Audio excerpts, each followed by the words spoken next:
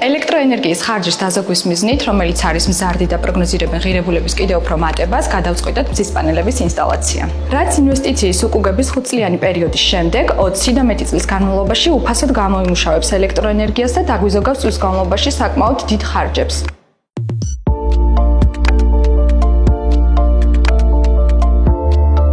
პროექტის ფარგლებში ჰქონდა ტენდერი და შევარჩიეთ კომპანია GeoEnergy სხვადასხვა ფაქტორების გათვალისწინებით, მათ შორის ფასი და ხარისხის შესაბამისობა.